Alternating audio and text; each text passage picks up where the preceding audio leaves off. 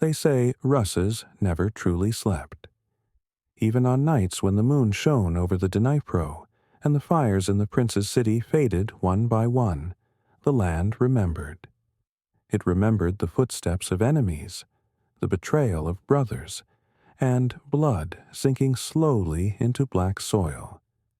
This is not a story about a great prince, not about a battle written in chronicles. This is a story about one man who lived between the sword and his conscience. His name was Stanimir. For 10 years he served in the prince's druzhina. His hands knew the weight of a sword better than the warmth of a woman. His helmet rested on his head as naturally as his own shadow. He was not noble. His father died on campaign. His mother froze during a harsh winter. The druzhina became his family, and the prince's oath became his only faith. That autumn, Kyiv prepared for war. Rumors were dark. From the east came riders of the steppe, and inside Rus's itself princes sharpened knives against one another.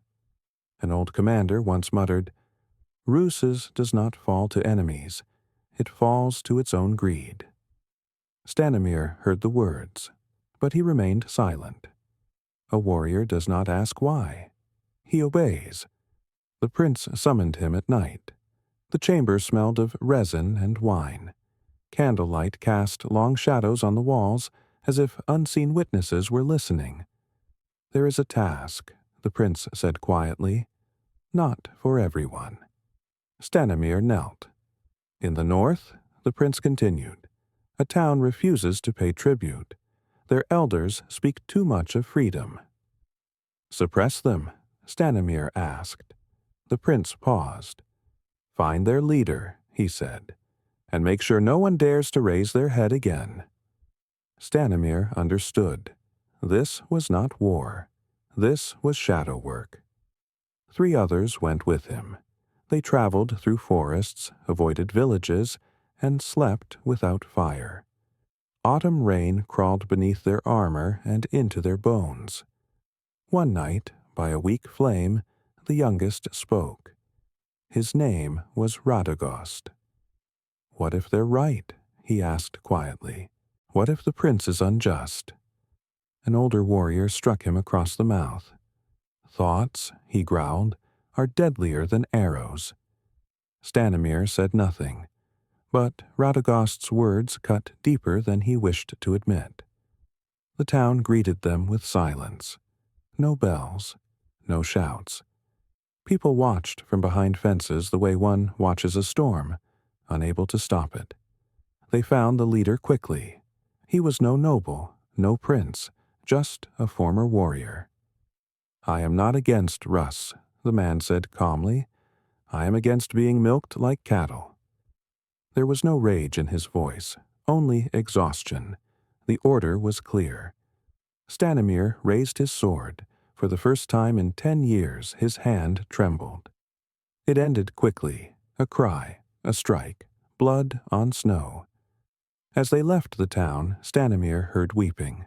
A child, a woman. He did not turn back. That night, he dreamed for the first time. He stood in an open field. The earth breathed. From the soil rose shadows, faceless, yet speaking with voices he recognized. "You protected Rus," they whispered, "or yourself." On the return journey, they lost their way. The forest thickened and darkened, and there they met an old Volk. "A sword does not make you a warrior," the old man said, staring at Stanimir. "It only reveals what you have become." "Silence," the commander snapped. The Volk smiled. "A day will come," he said, "when you must choose. Not between prince and enemy, but between truth and fear." Then he vanished among the trees, as if he had never existed. The prince was pleased. "Rus's stands on men like you," he said, tossing Stanimir a pouch of silver. Stanimir caught it. It felt heavier than silver should. That same night, fire spread through the city. Rumors of hunger, rumors of injustice. The people filled the streets. The Drugina received the order, suppress the uprising. On the square, Stanimir saw Radogost, standing among the crowd. "Don't do this," Radogost shouted. "These are our people." The messenger screamed the command. Time stretched. Stanimir stepped forward, but not toward the crowd. He stepped between the Druzhina and the people. "Enough blood," he said. "Russes will not survive if we slaughter ourselves." Swords lowered. Not all of them, but enough. They did not execute Stanimir. They banished him. No sword, no silver, no name. He walked south where Russes fades into the steppe. He lived among simple folk, protected villages, and taught boys how to hold a spear. No chronicle recorded his name. But when darkness came, someone always said, "Call for Stanimir." Russes endured.